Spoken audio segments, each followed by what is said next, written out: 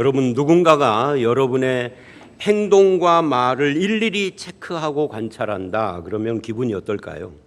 여러분이 화장실에 갔는데 감시 카메라가 돌아가고 있습니다. 친구를 만나서 커피를 먹고 있는데 경찰관과 기자가 여러분들의 말과 행동을 옆에서 적고 있습니다. 어떨까요? 숨 막히고 답답하고 귀찮고 짜증나겠죠. 그렇게 되면은 우리 행동이 자유롭지 못할 것 같아요. 무엇보다도 진실하거나 담백한 말과 행동을 할 수가 없고 가식이 들어가고 눈치를 보고 아주 부자연스럽게 되겠죠. 오늘 본문은 바로 그런 분위기로부터 이야기가 시작이 됩니다. 17절을 보시면 예수님이 계신 곳에 유대와 예루살렘에서 나온 바리새인들과 율법 교사들이 앉았는데 그랬지만 이게 덧붙인다면 예수님 옆에 앉았는데 그런 이야기예요. 회중석에 앉아 있을 수도 있지만 이렇게 앉아 있는 상황. 근데요, 유대와 예루살렘에서 나온 그래요.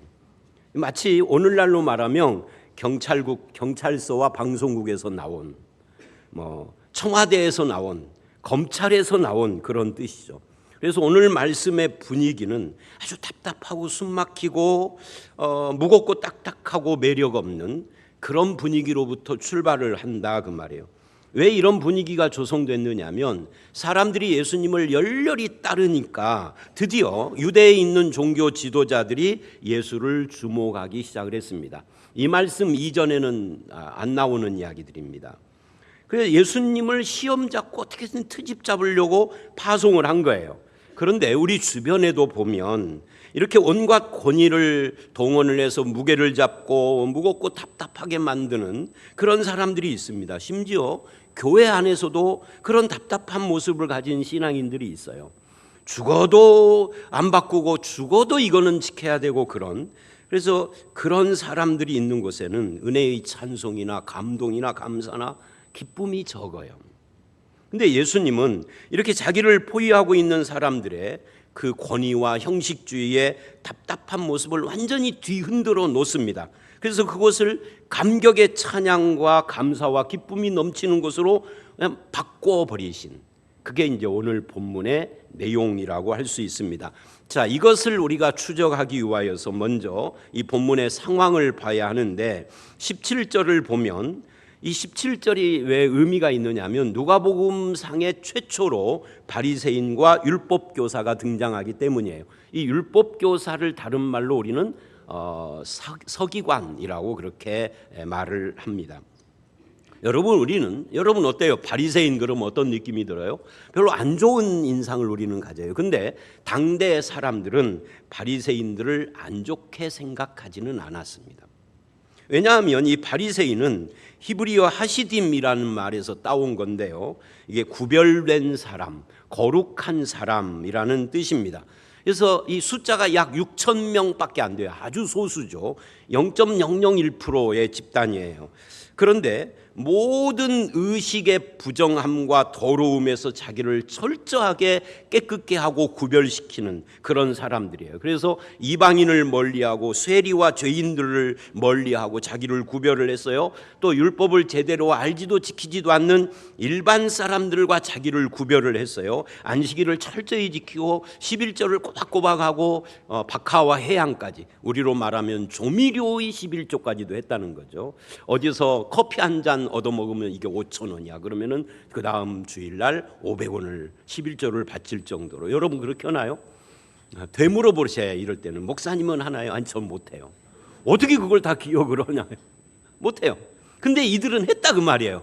박하와 회양까지 일주일에 2번 금식하고, 저는 평생 금식 몇 번 못 해봤어요. 아주 20대 젊었을 때 해보고 30대 이후로는 못 해봤어. 아예 우리 교회는 이제 돌아오는 고난주일 금식을 하고 촉구도 안 해요. 우리 교회는 그게 본질이 아니기 때문에. 그런데 이들은 그걸 철저히 했다 그 말이에요. 그러니 유대인들이 이 사람들을 인정을 했어요. 이 사람들의 하는 말을 절대 신뢰하고 따랐어요. 그런데 그것은 사람들의 평가고 우리 주님의 평가는 완전히 달랐습니다.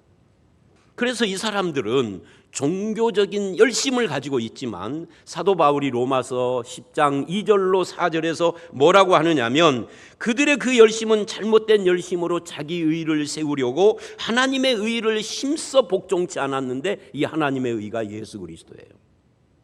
그래서 예수를 반대했다 하는 거예요.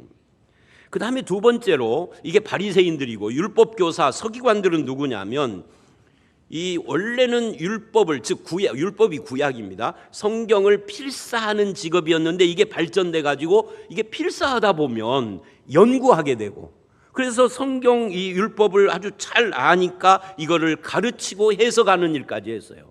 그러니까 존경받게 됐죠. 그런데 이들은 그걸 가지고 율법을 잘 모르는 사람을 정죄하고 분리하고 판단하고 그랬다고 말이에요. 교만해진 거죠. 근데 이 본문을 보면 17절에 그들이 앉았는데 그래요. 앉았는데 밑줄입니다.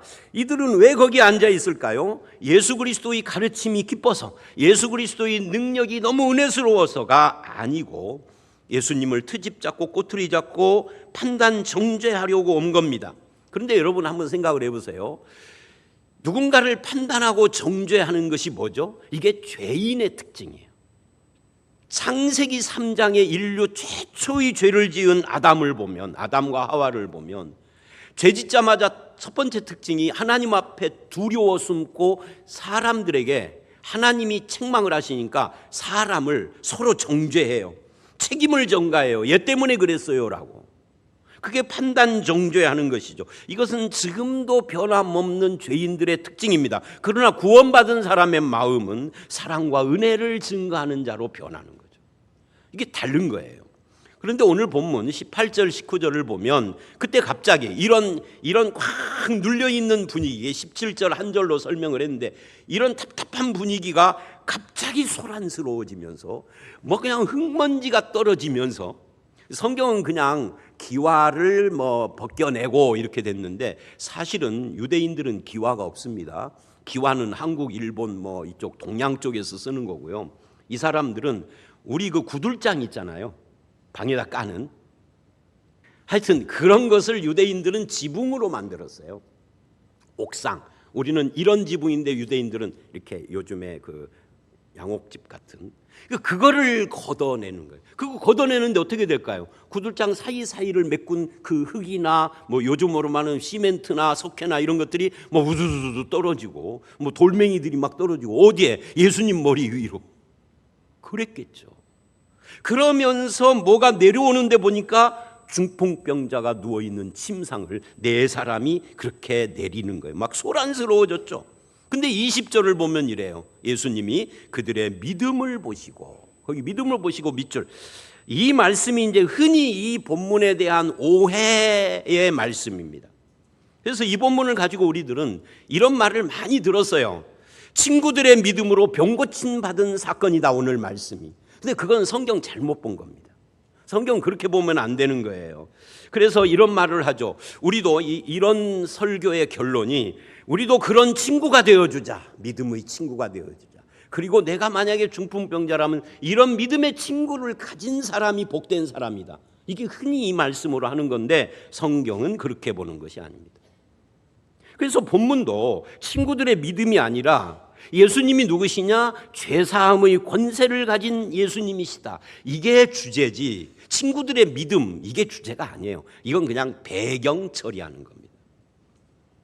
어쨌든 자 본문을 다시 보면 너무 많은 사람들이 가로막았습니다. 이 중풍병자를 침상채 들고 올 정도니까 이게 움직이지도 못할 정도로 중한 병이라는 거예요.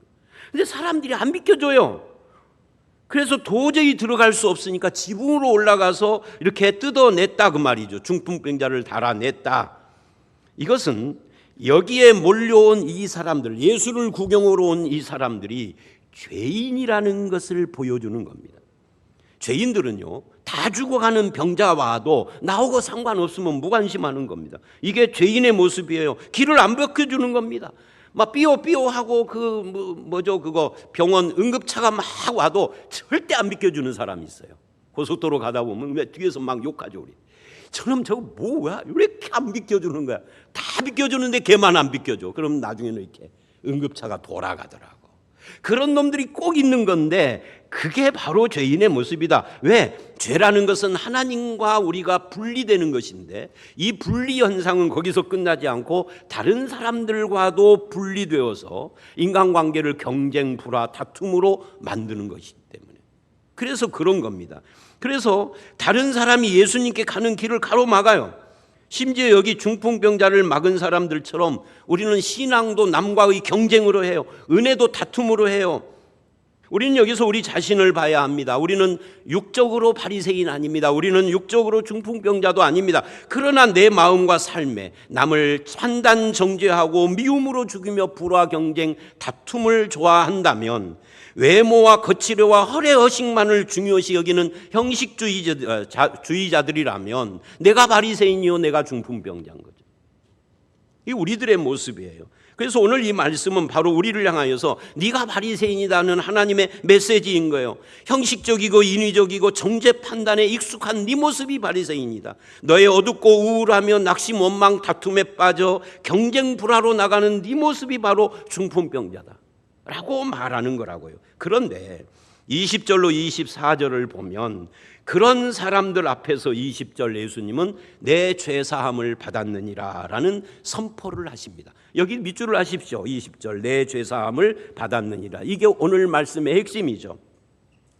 여러분 이 친구들이나 중풍병자를 메고 온 이 친구들이나 중풍병자는 여기 왜 왔죠? 병 고치러 왔죠. 병 고치는 것이 그들이 기대하는 전부 다였습니다. 그런데 예수님은 병 고침을 이야기하지 않아요. 그 대신에 죄사함 이야기를 합니다. 왜요? 질병을 치료하는 것으로는 그 사람의 근본 문제가 해결되지 않는다는 것을 예수님은 알고 있었기 때문에 그렇습니다. 질병 치유보다 더 중요한 것이 있다는 것을 아시기 때문입니다. 그게 바로 죄사함의 선포입니다. 세상의 모든 인간은 죄의 용서를 통한 구원을 받아야만 인생의 근본 문제가 해결되기 때문에 그런 겁니다. 이것이 없으면 아무리 건강한 사람이라도 죄인의 비참함을 벗어날 수가 없어요. 그가 얼마나 건강한지 이 건강한 육체로 뭐를 하느냐 하고 살펴보면 죄 짓고 남 괴롭히고 해롭게 하는 삶을 살아요. 육체가 너무 건강하기 때문에 오히려 고통을 불러와요. 내가 너무나 육체가 건강하고 입이 건강하기 때문에 입으로 사람 막 죽여요. 그런데 말이죠, 예수님은 왜 죄사함을 이야기했을까요? 당장의 죄인을 가릴 수 없기 때문에 쉬어서 그랬을까요?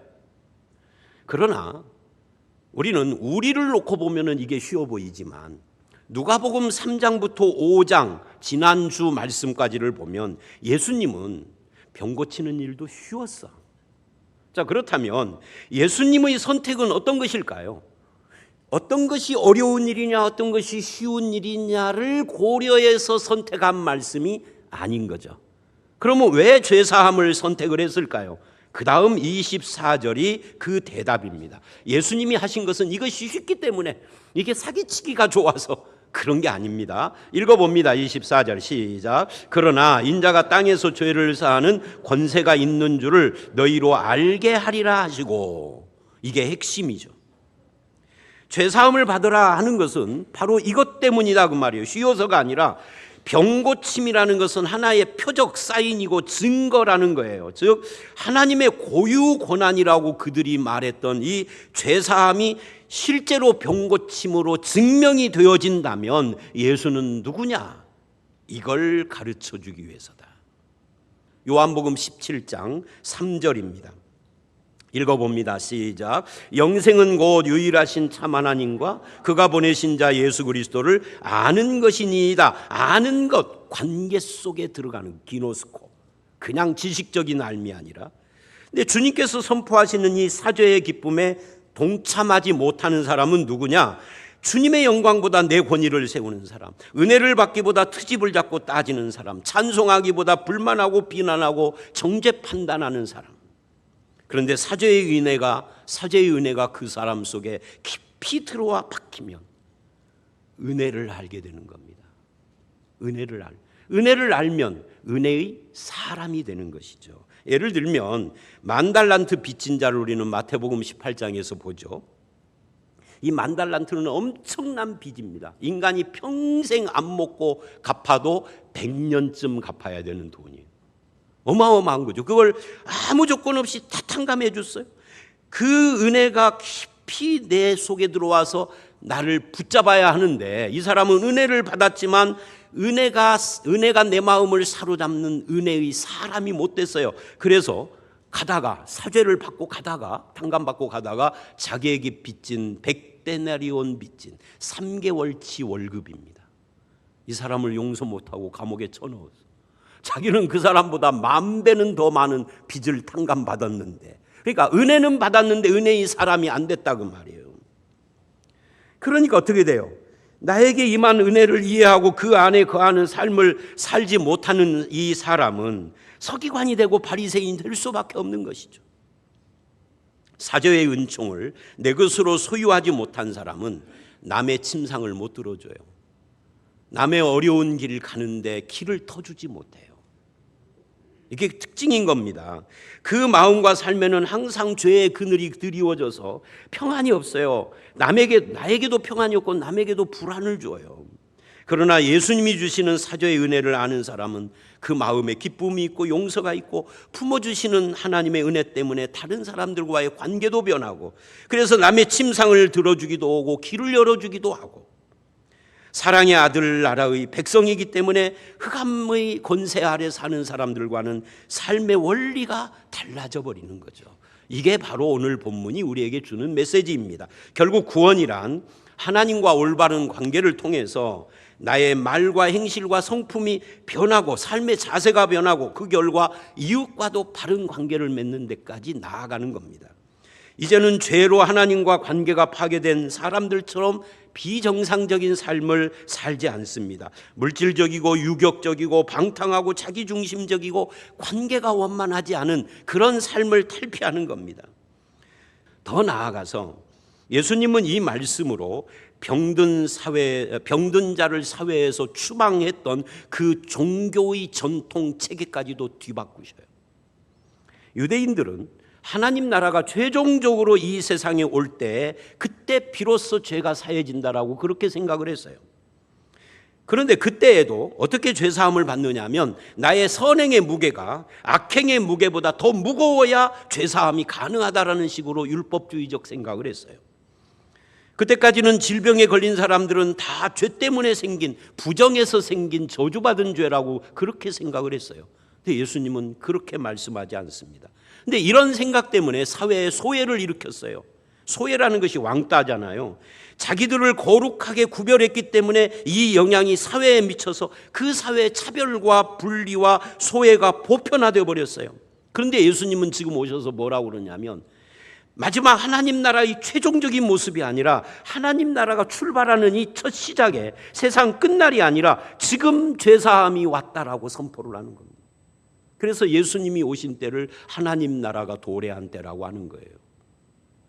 여러분, 우리가 얼마나 형편없는 자인지 잘 몰라요. 그래서 남을 그렇게 바라보는 겁니다. 하나님의 은혜가 그런 나를 용서하고 용납해 주셨다라는 것이 어떤 의미인지를 우리는 잊고 살아요. 그래서 호세아에게 하신 하나님의 말씀을 우리가 기억해야 합니다. 호세아의 아내가 첫 아이를 낳았어요. 이름을 이렇게 지었습니다. 로암미 로루하마. 두 아이들인데요, 이 이름의 뜻이 뭐냐면 내 아이가 아니다, 내 백성이 아니다. 그러니까 불륜을 저지른 거예요. 그래서 아이를 낳은 거예요. 그 율법을 주신, 이 율법에 의하면은 그냥 죽여야 돼, 돌로 쳐서. 근데 율법을 주신 하나님의 마음은 용서라고 그래요. 율법이 중요합니까? 율법 주신 하나님의 마음과 뜻이 중요합니까? 판단을 해보십시오. 두 번째, 이 아내가 가출을 했습니다. 율법적으로는 난도분실을 해도 돼요. 그런데 하나님은 가서 아무 소리 말고 데려오라고 그래요. 하나님의 마음이죠. 세 번째 가출을 했습니다. 기가 막힌 건 세 번째 찾으러 갔더니 창녀촌에 있는 거예요. 그런데도 하나님은 뭐래요? 어떻게 할까요? 율법적으로는 때려 죽여야 하는데 하나님 데려오라고 그래요. 데려오라면서 뒤에다 덧붙여요. 이것이 이스라엘을 향한 내 마음이다라고. 그러니까 그 아내가 네 모습이다는 이야기를 하는 거예요. 이스라엘 네 모습이다. 넌 그 아내를 정죄하는데 너도 똑같은 놈이야. 그런데 하나님께서 그들을 저주하지 않고 은혜를 베풀어 줬잖아요. 그래서 나중에 호세아서 11장 8, 9절에 그 이유를 이렇게 말을 해요. 이는 내가 하나님이요 사람이 아님이라. 아님이라 이 말은 아니기 때문이단 말이죠. 사람 같으면 돌로 쳐 죽이겠지만 내가 하나님이기 때문에 하나님의 마음은 그거 아니다 그 말이에요. 이러면서 또 이렇게 덧붙여요. 내가 너희를 놓아버리려고 버려버리려고 이스라엘이 하도 호세아의 아내처럼 그렇게 사니까 버려버리려고만 하면은 이래요. 내 마음이 속에서 돌이켜서 버리려고 하는 마음이 속에서 돌아선다 그 말이에요. 그래서 막 긍휼이 불붙는 것 같아. 그래서 버릴 수가 없어. 이게 하나님의 마음이에요. 그 마음을 내 마음으로 품고 사는 사람을 사죄의 은총을 아는 자라 그러는 겁니다. 내가 그런 은혜를 받았으니까. 사랑하는 성도 여러분, 우리 주님은 여러분이 바리새적인 답답한 형식과 권위주의 껍질을 벗어버리고 가식적이고 무겁고 답답한 짜증나는 삶이 축복 없는 모습이라고 거기서 우리를 구원하셔서 기쁨으로 찬양하며 하나님을 감격적으로 고백하며 하나님의 은혜의 영광을 돌리는 그런 삶을 살기를 원하시는 겁니다. 그래서 25, 6절을 보세요. 이 말씀을 보면 오늘 말씀의 결론인데 사죄가 선포되는 그날 그곳의 우울한 분위기가 완전히 뒤집어져 버렸어요. 근데 그것이야말로 구원받은 사람의 모습입니다. 여러분은 이런 모습을 경험해 보셨습니까? 지난해에서 목회할 때요, 초등학교도 못 나온 권사님 한 분이 계셨어요. 근데 이분은요, 초등학교를 못 나왔는데 대화 몇 마디를 해보면 지혜롭다 하는 생각이 들어요. 근데 이분이 찬양을 할 때 보면 성가대에서 찬양하잖아요. 우리는 가만히 듣고 있잖아요. 이분은 저 뒤에 앉아서 사람들은 앞을 보니까 몰라. 근데 나는 이렇게 보니까 보이잖아요. 이분이 성가 찬양하면 이러는 거예요. 얼굴이 활짝 펴가지고 80대 할머니 권사님이 그 모습이요, 참 지금도 눈에 선하네. 뭐라 형용할 수 없는 이 바리새적인 답답한 신앙의 껍질에 쌓여있는 인생을 훌훌 다 벗어버린 모습, 이 죄인의 어둡고 음침하고 고통스러운 거 하나도 없는 그런 세상의 짐을 다 벗은 것 같은 모습, 그냥 지금도 선해. 살아계시면 지금 한 10몇 살 됐을라는가. 그럼 100 몇 살에 돌아가셨는데, 그래서 화가인 조수와 네이놀즈라고 하는 사람은 그림 작업을 할 때 자기가 그릴 화폭 전체를 일단 전부 다 하얀색으로 칠했답니다. 두껍게. 그래서 왜 그러느냐 하고 누가 물어봤대죠. 그랬더니 대답을 이렇게 하더랍니다. 이렇게 하얀색으로 칠하면 그 다음 그림을 그릴 때 전체 톤이 밝고 명료해진대요. 예수 그리스도의 죄사함의 은총을 받은 우리도 우리의 삶의 근본 기본 바탕을 바꿔야 합니다. 어두운 인생의 모든 죄의 모습과 고통으로 이그러진 것 지나가고, 비록 지금 내 삶이 어려워도 어두움의 구름이 아직 걷혀지지 않았어도 기본 색깔만큼은 은혜의 색깔이어야 하는 거죠. 이것이 구원받은 사람의 모습이에요. 여러분은 예수로 말미암아 인생의 바탕 색깔이 바뀌었다고 생각하십니까? 우리는 흑암의 권세에서 건져 사랑하는 하나님의 나라의 아들의 나라의 백성으로 옮겨진 사람들입니다. 이제 우리는 어둠이 아니고 빛입니다. 사랑이고 소금입니다. 인생의 기본 바탕이 그렇게 변해야 합니다. 구원받은 성도로서 인생의 기본 색깔을 사죄의 은혜로 바꾸시고 감사와 찬양과 기쁨으로 전환시키기를 바랍니다. 이 바탕색을 확보하셔야 돼요. 이것이 예수님이 고쳐주신 우리 인생인 것이죠. 그래서 예수님은 다음 주 말씀인 누가복음 5장 27절로 39절을 보면 세례 마태를 부르시면서 이래요. 새 시대가 왔다. 이게 5장의 결론입니다. 새 시대가 왔다. 새 시대는 뭐예요? 새 포도주의 시대예요. 그 율법주의자들의 시대가 아닙니다. 마음의 중풍병자의 시대가 아닙니다. 예수의 자녀가 돼서 세상을 밝히는 빛의 시대요. 건강한 마음을 기본으로 하는 새 사람의 시대요. 여러분의 마음과 삶에 이 새 시대 하나님 나라가 임하시기를 주의 이름으로 축원합니다.